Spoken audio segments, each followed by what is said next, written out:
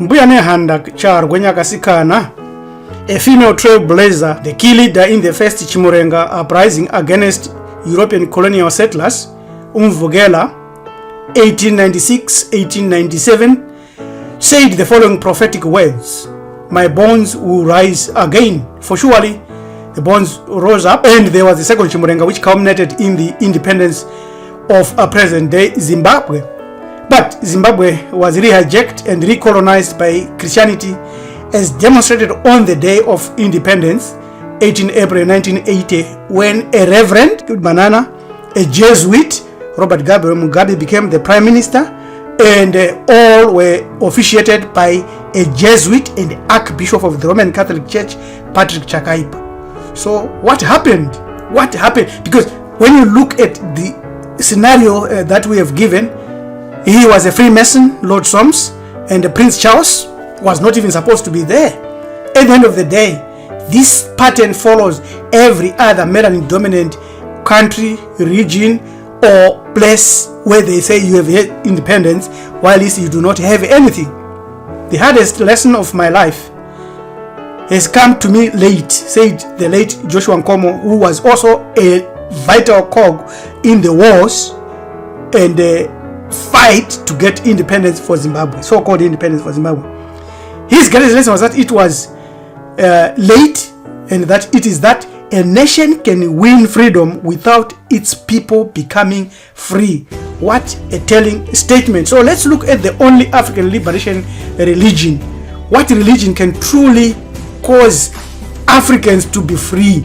How do we know the path is the true method that is liberating the African race? We know that Pharaoh Ahmose was one of the greatest liberators. What religion and what method did he use? We give much respect to teacher Konsu Unok of Kushite Kemetic Spiritual Science for the ideas in this video.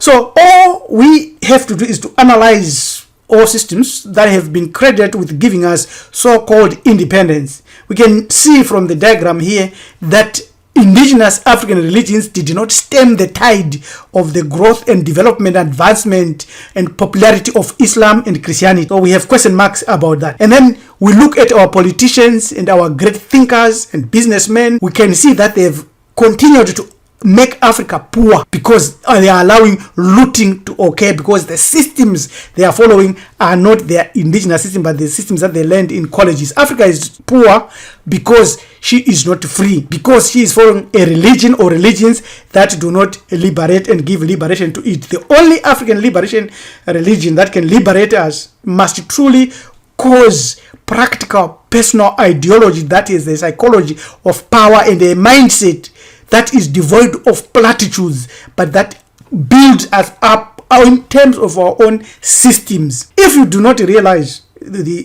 truth about the only African liberation religion, ask yourself one key question: how does your enemy respond when you tell him or her you are of a religious system other than that which they suppose or assume? If you tell them any of these religions, what are they going to think? Are they going to say, oh, this person is free indeed?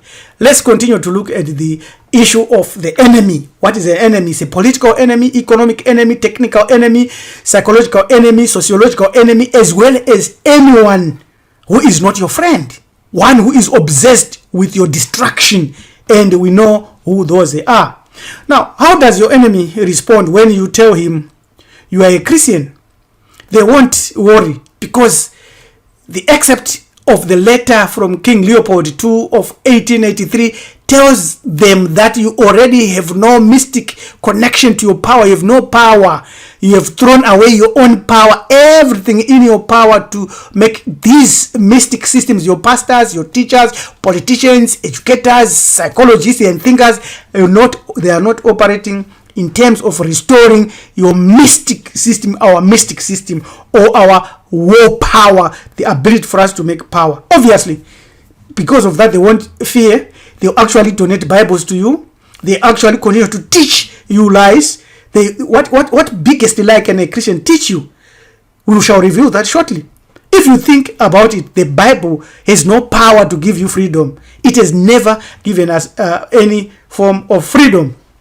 Now, we know that there's never been a man of any race, creed, or color called Jesus Christ who ever walked on the earth. This was said by Dr. Walter Williams. Because we know how the Egyptian god Serapis was later converted to the Roman Jesus through the Nicene and many other follow-up synods. And therefore your enemy will teach you lies, like what this is Vladimir Putin is doing, putting Jesus and opening up the votes and then saying Jesus was black. It is the same trap that was given to us when we believe that Jesus was European. Now you go to believe that Jesus was black, but you say he's God, died for your sins. It's impossible. You shall see as we proceed in this video at the end that this is all a trick. He is your enemy, will never teach you the truth. What about if you tell your enemy that you are a Muslim? He might dislike the Arab Muslim, but the black Muslims is not of concern to him because they have already been operating, they have already been there. Like Malcolm X was a black Muslim, he could have the favor and he could have the fight and the drive for African revolution and African or black nationalism. But eventually he wanted to convert you to a point where you would say there is no God but Allah. Because he never at any point in time criticized Islamic slave trade, which is the longest and is still going today. Even Farrakhan does not criticize Islamic slave trade. Even Elijah Muhammad never criticized Islamic slave trade. If you find where they criticize Islamic slave trade and they critique the pale Arabs, please let us know and we'll make a video to apologize that they did. So he doesn't see you as a threat, which is why he did not carry any wars against you and to convert you if you are a Muslim, because they know you are already in the basket. What about if you tell your enemy that you are a Buddhist? He might say, oh, that's cool, and might give a lot of platitudes to Buddhism and its positive attitude as well as teachings and philosophies that it brings about. And he might even buy you a Buddha statue and give you a gift. He knows that you have no ancestral power from Buddhism. You can claim that Buddha was black all you want, but its heritage is in Asia and you have no historical claim to it outside of your imagination because it was created, crafted, modified by the Aryans, the Mongols, as well as the pale Asiatics. So it's not yours. There were no Buddhist temple in Africa where we find ourselves now building up temples and trying to teach that think deeper and know this. No, there is nothing. There is nothing. So he doesn't fear a black Buddhist. What about if you say you're a Rasta man? Tell your enemy you're a Rasta. He will tell you about Bob Marley and likes Bob Marley because Bob Marley's father was a European. And he can repeat and play Bob Marley's music like One Love and all the other good songs. Then he wants to smoke ganja with you and bang some drums like what these princes from England did when they visited Jamaica, because they do not fear Rasta or black Rasta. Tell your enemy that you follow your own African traditional belief systems like the Orishas or Wadzimu or Mondoro. He will say those are interesting ideologies and he may know one or two sangomas or may have friendship with one or two great men and may have some respect to people like Mbuya Nehanda and those that fought against Europeans but lost. He might even take you to West Africa and want to go with you to Nigeria to visit the Babalaos and all these that play and all these teachers. And he might do Ifa. He might want you to cast bones for him.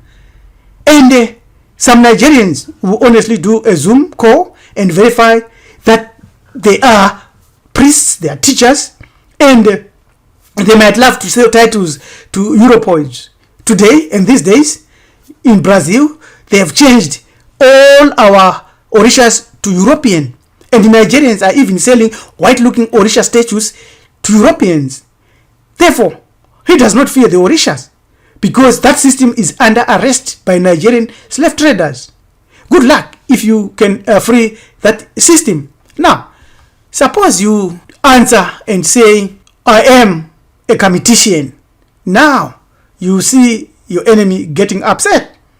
Now you will see him going to academic war and scientific war and even brutal war against you. If you are asked what is your religion and you say my religion, without going into the details that we did not have a religion, we did not have this, you can say my religion is Kamitics and my spirituality is Ubuntu Maati consciousness. Therefore, I am a Kamitician. He will start to show you and to throw countless books at you, trying to rationalize the ancient Kemetic people as dark-skinned Caucasians and not black. And in the event that he admits that they were black, after you have proved to him, he will say that the technology and the achievement of ancient Kemet was from aliens or was from Atlantis. And by Atlantis they are saying from, not from you, whereas we know Atlantis was ours, was in the Sahara Desert. And all he's doing is try to prove that actually ancient Kemet was not from a black genius. He will do everything to barricade you from Hermetic legacy, spirituality and energy. Obviously, Kemet is only true if you connect to it in a way that is totally different from being academic, spiritual or religious, because it is your hidden power. If you don't use this power, then you are a bigger fool. If you are saying you are a Kemetician, you must go deeper than merely religious and consciousness. You don't just be proud about it. Use Kemetic systems, all of them, Kemetic systems, all of them, to unite yourself to the throne of ancient Kemet, as our ancestors did, who defeated and dethroned our enemies.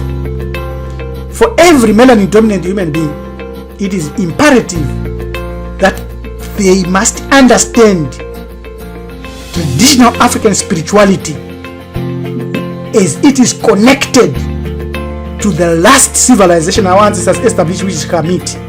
If you think your African traditional spirituality is a standalone, then it has no foundation for a global civilization that Kemet established. The Kemetic deities and Semitic gods are closer to the Chasm because they came from the waters of Nyunyu. You have to rediscover what is already in you, and you have the power that is key to surviving in this earth. It is already inside you.